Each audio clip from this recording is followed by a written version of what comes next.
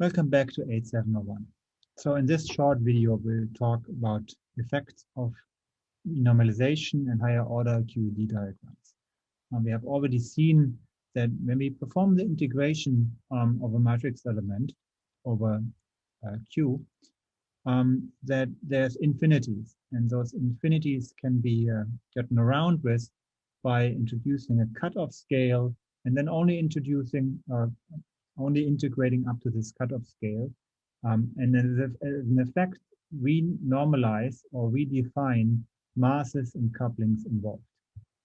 So the first of such an effect, or effect of a higher order, is the so-called vacuum polarization.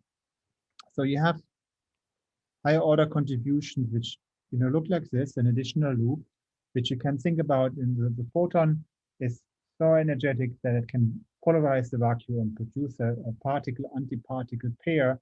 And that particle and antiparticle pair then provides kind of a screening of the charge you want to probe.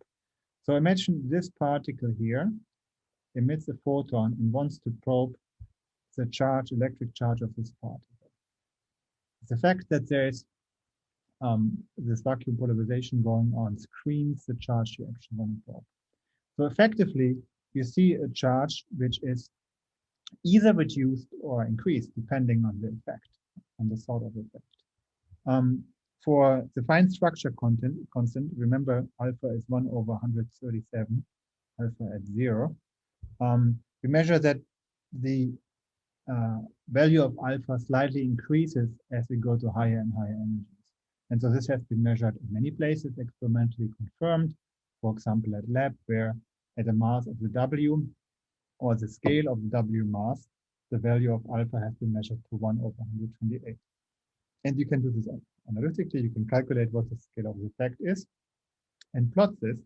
So you see here the running of alpha QED as a function of the energy scale, and you see this increase here. There's another interesting point. As you open up masses, new particles of higher masses, quark and anti-quark pairs, you find this kind of stepping approach here. The new particles, for example, the muon, anti-muon, or quarks and anti-quarks are allowed to see the stepping function. All right, so this is the first effect, vacuum polarization.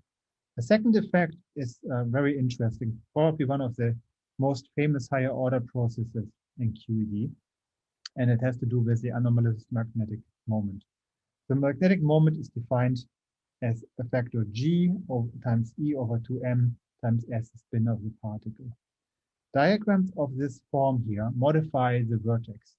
So instead of having a vertex like this, you have higher orders which modify the vertex. And this leads then to a modified magnetic moment of the fermion involved, in this case of an electron, but you can also define this for muon or tau or any other fermion.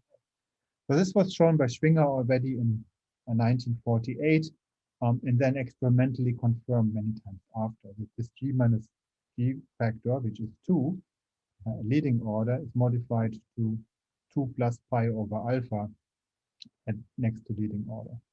We can calculate this to many orders, and with a mind-blowing precision. So the precision is better than 10 to the minus 12 right now. I think it's 1.7 10 to the minus 13 at this stage. And experiments have tried to measure this to find new effects. Imagine you can have new particles which make modifications to the magnetic moment here.